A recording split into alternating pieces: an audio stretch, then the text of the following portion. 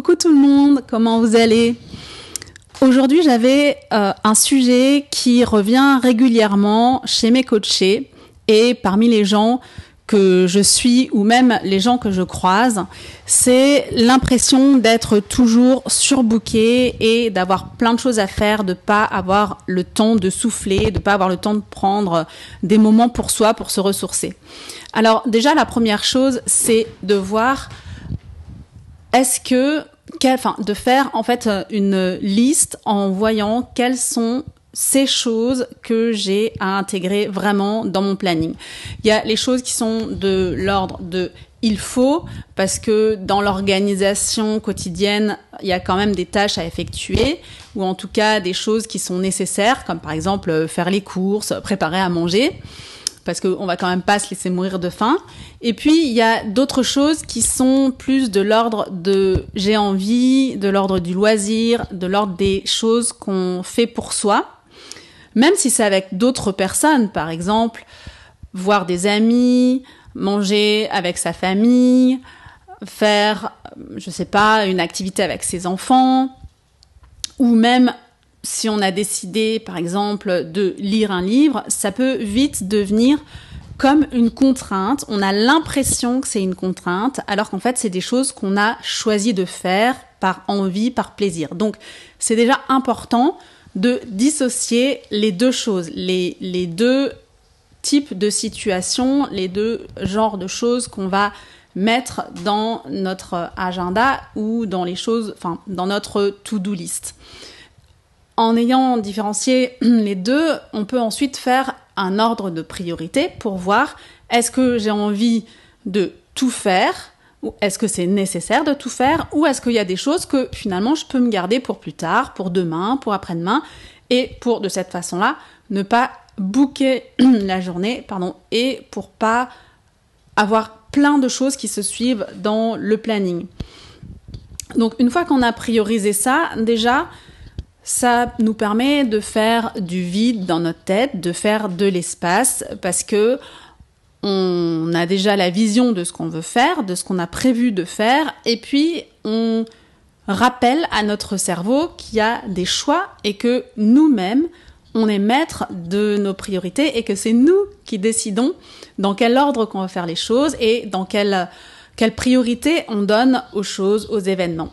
Et là, c'est important de le faire vraiment dans le non-jugement. Et bien sûr qu'il y a des petites voix dans notre tête qui vont arriver et qui vont dire « Ah ouais, c'est pas sympa, tu vois, lui, t'avais prévu de le voir et puis là, t'as pas envie. » Ou alors « Oui, là, c'est quelque chose qu'il faut absolument que je fasse. Sinon, l'autre personne va être déçue. Sinon, il comptait sur moi. » Donc vraiment, voir ces voix-là. Elles existent, c'est comme ça, on ne peut pas les changer. Par contre, déjà rien que le fait de le voir, le fait d'entendre ces voix, ça nous permet de prendre du recul et de se dire, bon, d'accord, c'est pas parce que je vais pas manger avec ma mère ce soir que, alors peut-être pas ce soir parce que c'est bien quand même de pas prévenir les gens à la dernière minute pour qu'ils puissent s'organiser, mais bon, et même si c'est le soir, je suis pas une mauvaise personne pour autant. Là, j'ai besoin de prendre du temps pour moi et sans doute que même votre maman, elle peut comprendre si vous l'appelez en lui disant « Écoute, c'est vrai qu'on avait prévu de se voir, mais là, vraiment, j'ai besoin de me reposer, de me ressourcer et je préfère qu'on se voit une autre fois quand on sera en forme, qu'on puisse discuter tous les deux, qu'on puisse passer des bons moments plutôt que d'être là et que je vais pas être bien et que je vais partir tôt parce que je serai fatiguée, par exemple, et que la conversation va même pas être super agréable. » Donc, je pense qu'on peut effectivement dire les choses tant qu'on est dans le vrai et que c'est dans un but que tout le monde soit le mieux possible. C'est pas pour embêter quelqu'un, c'est pas contre notre volonté non plus, mais c'est important. Ensuite, c'est important aussi pour sortir de cette sensation de trop-plein, d'être le plus présente à ce qu'on fait. Et que, par exemple, le petit café qu'on a prévu de boire avec une copine, parce que boire le café, c'est sympa, mais au bout d'un moment, il refroidit. Le boire, vraiment être présente à ce moment-là, être présente à son ami, être présente à soi, et ne pas être en train de se dire « Ah bah voilà, il y a encore ça, je suis en train de perdre mon temps, j'ai encore ça à faire. » Parce que finalement, c'est ce trop-plein mental, cette charge mentale qui nous donne l'impression d'être encore plus booké que ce qu'on est booké. En vrai, on a toujours le même temps, on a 24 heures dans la journée et on ne peut pas perdre du temps. On va juste passer du temps à faire autre chose à faire des choix en fait. Si je fais une certaine chose, je ne serai pas en train de faire autre chose. Et c'est tout à fait normal. Et c'est normal aussi, en tout cas ça arrive fréquemment, que le cerveau veuille faire plusieurs choses à la fois parce qu'il veut gagner du temps. Mais en fait, on ne peut pas plus gagner du temps qu'on peut perdre du temps. Donc plus on est présent à soi et plus finalement on apprécie le moment et on sort de cette...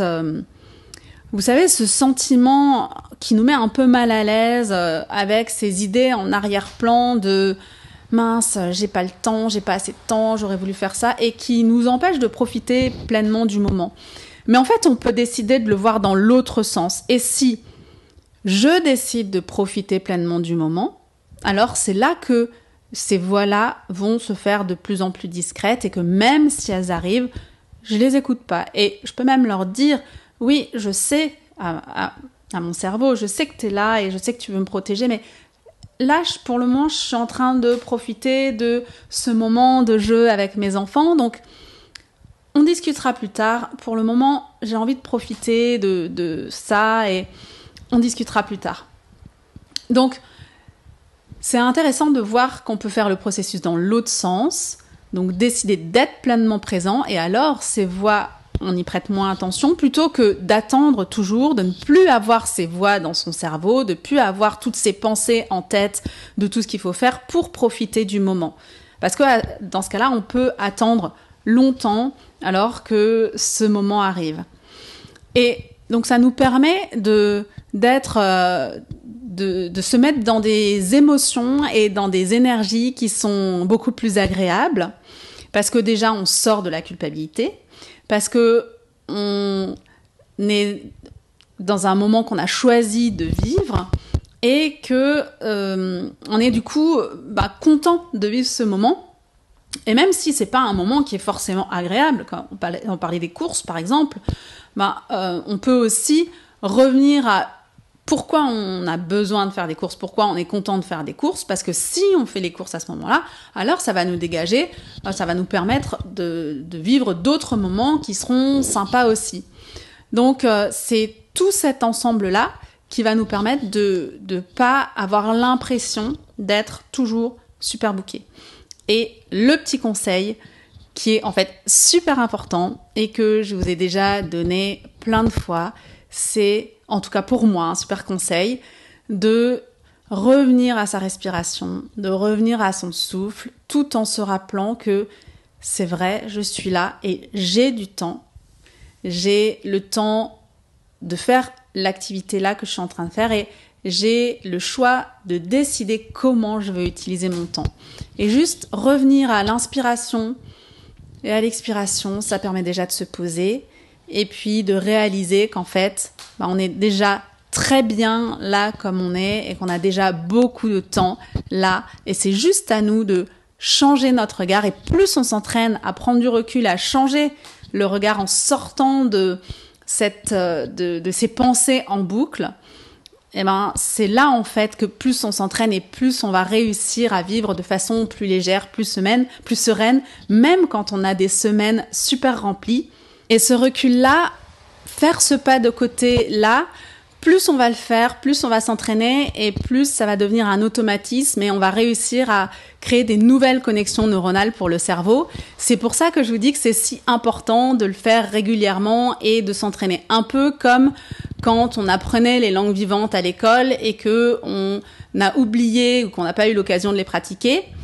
Finalement, on perd rapidement ou pas forcément rapidement, mais au bout d'un moment, on n'est plus aussi à l'aise. Là, c'est vraiment pareil. C'est vraiment l'entraînement, la répétition qui va faire que on va réussir à prendre du recul le plus rapidement possible et en tout cas de plus en plus facilement. C'est ce que je vous propose de faire aussi. Je peux vraiment vous accompagner à faire ça, vous guider dans cette démarche et vous montrer que on arrive vraiment à transformer notre quotidien. Et c'est en se connectant à ces parties de nous qui ont des blocages, en fait, et qui font qu'on est souvent dans ces pensées. C'est vraiment en allant comprendre ces messages, y compris par le temps, parce que le temps, c'est justement un sujet qui est pas du tout anodin. C'est en comprenant vraiment les messages intérieurs qu'on va pouvoir changer le plus facilement ses habitudes et sa vie. Je vous dis à tout bientôt!